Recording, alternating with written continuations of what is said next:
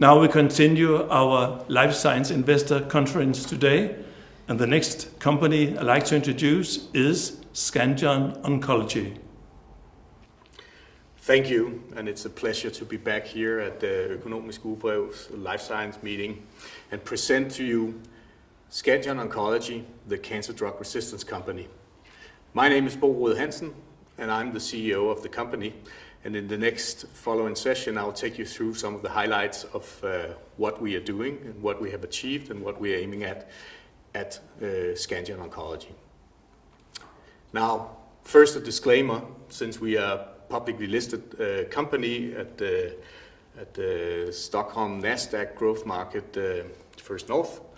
I just recommend that you go through this, but I won't spend any time on this.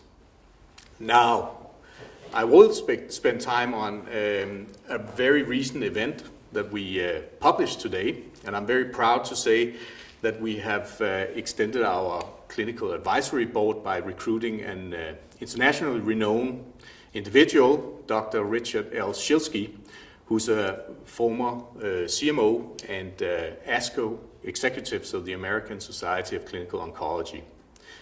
And that's obviously a tribute to the fact that what we are doing in Scandion Oncology is addressing a major problem in oncology today.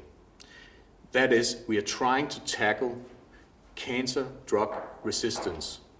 Resistance is a big issue in cancer therapy towards existing cancer drugs like chemotherapy, where patients increasingly grow resistant to the treatment and thereby are left at the end of the day with no treatment options. And this is a major problem that actually leads to more than 9 million lost lives every year. And we are here trying to tackle that and change that problem. Now, as Richard is saying, we are pursuing a major unmet need in cancer treatment. And this is what I just detailed. And the prevention or reversal of anti-cancer drug resistance is the issue. Now, what Richard is stating is that he thinks that the mission here of Scandion Oncology is clear and important. So, why even bother about Scandion Oncology and why invest in us? In sort of 3 buckets, you can say, I just explained that we are targeting cancer drug resistance. This is a big problem. There are today no marketed drugs tackling exactly that mechanism. Now, what do we have as a response? We are developing in clinical phase 2 our most advanced drug, SCO-101, which is an oral and safe drug that can be used as an add-on therapy to existing cancer drug treatments, i.e. chemotherapy, but also others. This means that we can tap into a market of existing cancer drugs and thereby build up for market position rapidly. This is not just something that we invented. It's well documented. There's lifelong research in the field. The mechanisms of actions of our drugs has been described, and this is again being positioned now in 2 clinical trials, one in metastatic colorectal cancer and one in pancreatic cancer, and I'll speak more about that. We are also building the company around that. As I just showed you, Richard Schilsky has joined our clinical advisory team, but we have also recruited important staff members, both in the medical oncology, but also in the business and operational space in order to build the cancer drug resistance company. And I mean, I must say I'm pleased to be back here at this life science session where I presented also a couple of months ago. And just to say a little bit of what has happened since. First of all, in setting sort of the pace now for the company, we are progressing our clinical pipeline. We are a clinical stage company, and our most advanced trial, CORIST, is in metastatic colorectal cancer, where we are combining with the irinotecan-containing chemotherapy combination FOLFIRI. And we have already announced that we have the first 12 patient cohort finalized, and we got the Data Safety Monitoring Board approval to continue into the second cohort. And we are expecting to come out with an important readout from that Composite phase 2 trial as an interim readout here in this quarter, Q2 of this year, where we expect to be able to report the first data. And the second trial that we have is PANTAX, and that is in pancreatic cancer, where we are combining with the standard of care, nab-paclitaxel and gemcitabine. And we are using our data, so we are a data-driven company. We're using our data from our trials to make sure that we optimize and position our clinical development in the best way for creating value for patients and for our shareholders. At the same time, we have strengthened our organization. There's a number of new hires at all levels. I can emphasize, for instance, our Chief Operational Officer. And if you're interested in learning more about that, there was an interview out today in the Swedish media Biostock about her. We have also strengthened our clinical advisory board. At the same time, we are trying to establish a clear and professional communication and investor relations. We are planning to come out with a capital market day, which is planned, and we are also working on equity analysis coverage, which is also planned. Finally, as you will see here on the right side of the slide, we changed our listing to Nasdaq First North Growth Market in Stockholm. So if we should take sort of the helicopter view of Scandion Oncology today, let's start with what we are about, our vision. And our vision is really to make a difference for cancer patients by overcoming cancer drug resistance, meaning their tumors have become resistant to the treatment, in order to really improve the lives for these cancer patients, but also for their families. And if we look at the stats, we are a company currently with 2 clinical programs, but also with a pipeline. So we are not a one-compound company. We intend to build our pipeline in the future in order to really become and materialize the cancer drug resistance company. It's also important to understand that we are not about a single cancer indication, and I'll speak a little bit more about that. But there's a platform element here. We can, with our reversion of resistance mechanisms, go across different cancer indications. And right now we are testing our compounds in colorectal cancer and pancreatic cancer in the clinic, but also testing preclinically what to come next, breast cancer and others. Finally, we have a very strong platform of medical oncology experience in the company driving this. Currently, we are centered around these key individuals. If you go back and look at our annual report from 2019, we were 3 people in the company. We are currently 12 individuals, and we have managed to recruit on some key positions.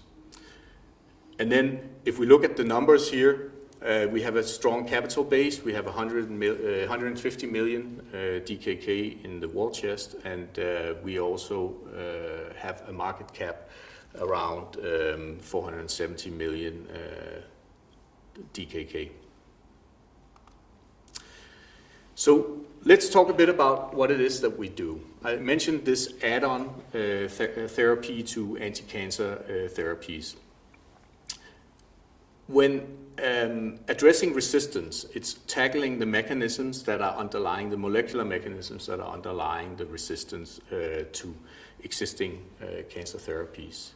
And by adding SCO-101 to a chemotherapy, we expect that we can actually improve the outcome and thereby, by reversion of the cancer drug resistance, and thereby help the patients.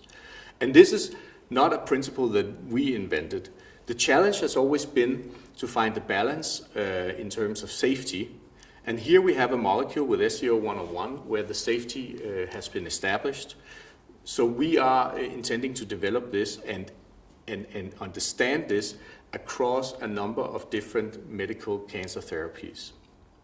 At the same time, we are thinking about how we position this and fine-tune the positioning in the existing market and the market that we are looking at.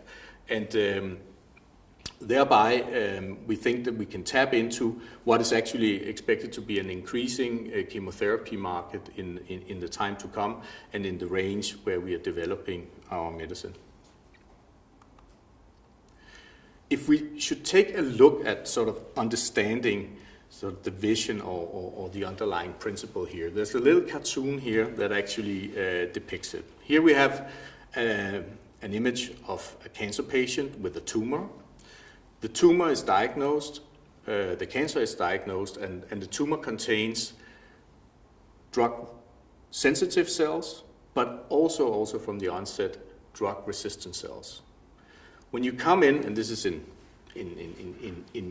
easy explainable terms, you come in with a medical cancer treatment, like a chemotherapy, you kill the sensitive cancer cells, but leaving behind the resistant cells that can then recur, metastasize, and then you have a recurrence of the cancer that is now resistant to the therapy.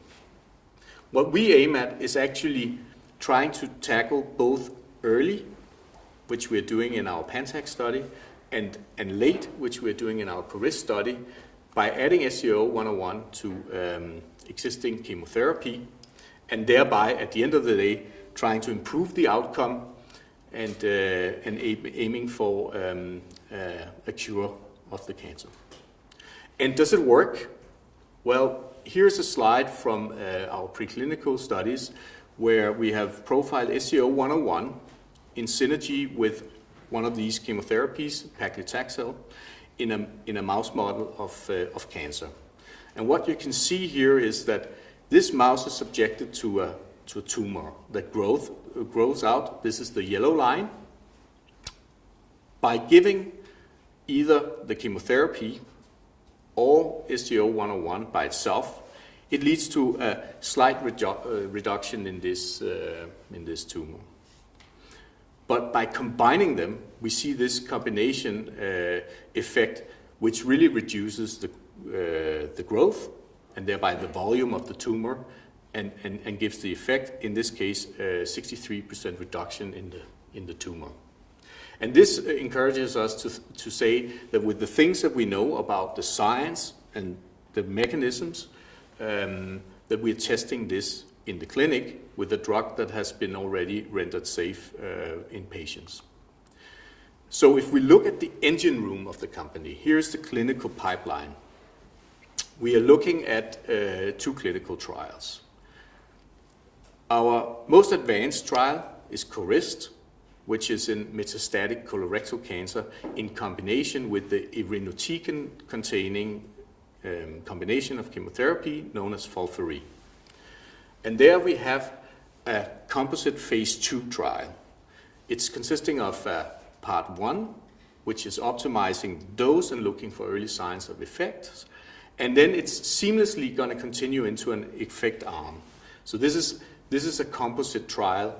And in that trial, we are currently trailing the first readout, which is expected here in Q2, in order to continue and really understand the significance of the effect in the second arm, which we are expecting readouts from in the first half of 2022. The important thing is here that what we learn here on reversion of resistance towards irinotecan can then be applied as a platform to other cancer indications where irinotecan is being used as a chemotherapy. The second trial that we have is in pancreatic cancer. Pancreatic cancer is, in this case, inoperable or metastatic pancreatic cancer is a very devastating or harsh cancer with a bad outcome prognosis. Now here we have gotten the approval to come in a first-line therapy where we combine with the standard of care, which is nab-paclitaxel and gemcitabine. And in that case, we go in a phase 1b study first to set the dose in order to evaluate, and then based on those data, we will have to go back and then initiate a randomized controlled study as a phase B, which again has a component that can be engineered on top that could make it a registrational trial on that basis. So this is a trial in an indication with a very high unmet need. It's also a different chemotherapy than the one we're using in CORIST. So we're using the readouts to understand the mechanisms of action, and thereby we also have a platform element. The second thing I want to say is that underneath this, we have an activity on studying biomarkers. The aim here is also, or the aim with that is to personalize the therapy. By selecting the patients that would actually benefit from this, we would increase the likelihood, the precision of the medicine, and thereby we would also be able to give the best return and value to patients and thereby also to shareholders. And if we look at what are we expecting here, let me reiterate that the significant events for this year that we're in now is the readout from our CORIST data in second quarter where we are now. And we are looking forward to share this with the market. The other thing that we are trying in our early stage research is really seeing whether SCO-101 together with chemotherapy, which is being used more and more in immuno-oncology to potentiate it, whether we have a play in immuno-oncology, which over the past years have emerged as a new and central treatment regime or treatment modality in cancer. So this is something that we are seeing. It makes sense that chemotherapy is being used to turn cold tumors hot in order to make them visible to the immune system. And in that case, it also opens for the cancer cell to become resistant. And for that reason, we are trying SCO-101 in that paradigm. Finally, we are looking at our PANTAX study, as I said, the phase 1b, which we are expecting to learn more about the combination with the taxane class of chemotherapy. And we are expecting in Q3, Q4-ish to have some data to report there. Finally, I can say that our financial position, according to our plans, is giving us runway or funding out to throughout 2022 into 2023. And if we look a bit at what is the business case around this? How is our strategy? We take a step back. We have a particular platform, a cellular platform that we call DEN50R, that comprises sensitive and resistant cells in pairs. In that we can test molecules. It's where SCO-101 was originally screened and profiled in. And we do have 800 analogs in our library, and we do have compounds coming in our research for future positioning. This could also be a way to actually collaborate with partners that would be interested in testing their compounds in this on this platform, and all of that with the aim of building pipeline for the Cancer Drug Resistance Company. Now, we think that we need a clear scientific validation, preclinically and clinical validation, and that could open for a discussion around both partnering and licensing. But I also want to emphasize that there could be a regulatory strategy path where we could develop all the way up, as I exemplified with the Pantax, all the way up to a registrational trial. So we will do whatever makes more value for patients and for our shareholders. And let me just spend a few minutes on the people in the company, because this is science transformed into drugs, into value for patients, and this is transformed by the people and the minds both in the company and our collaborators. We have a strong team. I could probably, if I accumulated the years of experience in both pharma, life science, oncology, and building business around this, we would come to more than 150 years. I'm particularly humble and proud to lead this team, and we have managed to both bring significant experience in clinical development, in medical oncology, and in how to build biotech and life science business.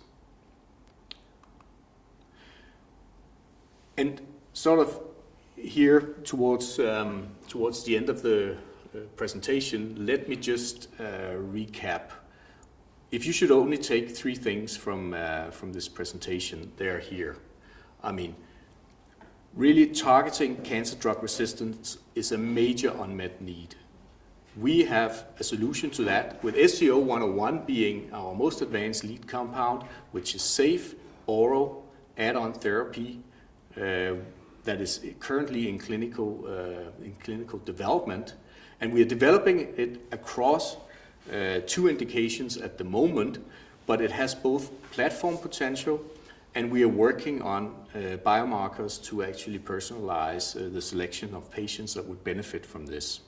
And all of this is standing on a platform of experience within drug development, medical oncology, life science, and how to build the business. So with that said, I would like to thank you for your attention, and let's go into the Q&A session. Thank you.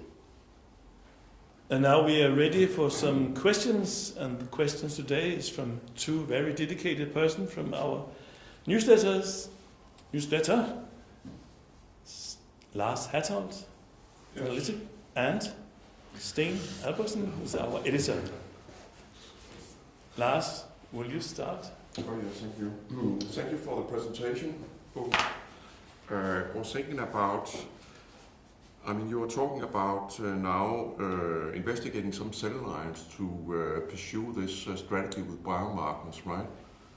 As far as I remember, you have actually done this kind of inspection or research on cell lines previously, looking at or focusing on the ABCG2 marker.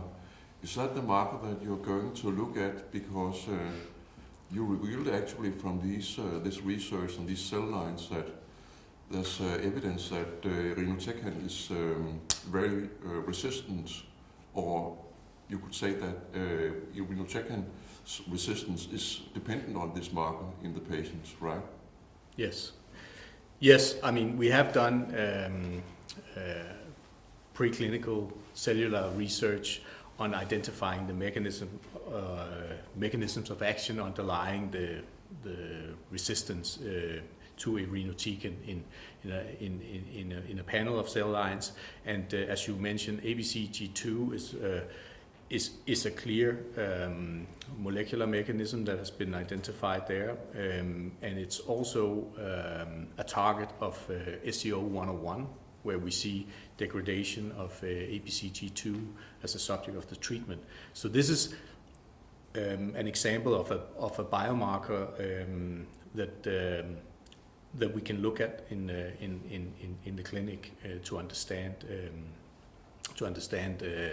the profiling of patients.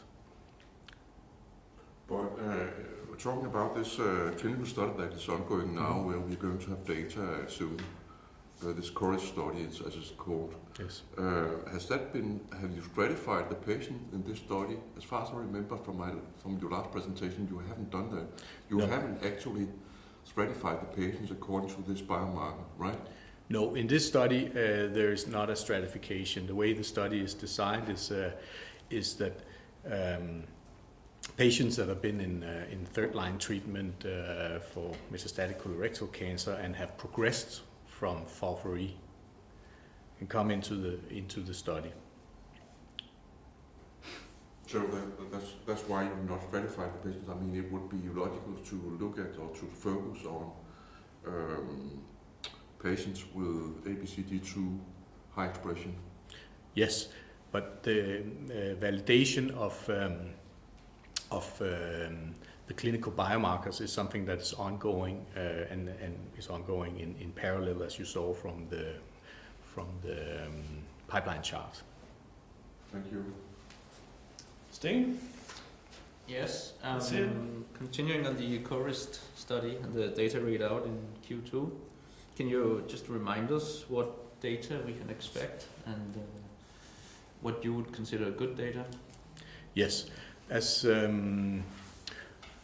I tried to explain, then the CORIST study is a phase 2 study, but contains two parts: a part 1 and a part 2. Part 1 is really looking at the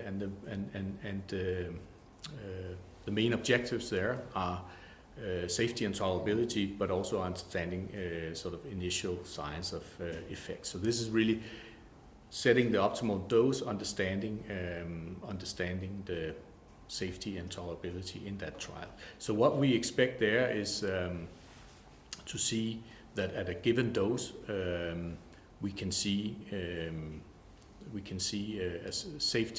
safe and effective dose, and we will obviously also report on signs of effect in that from that study part.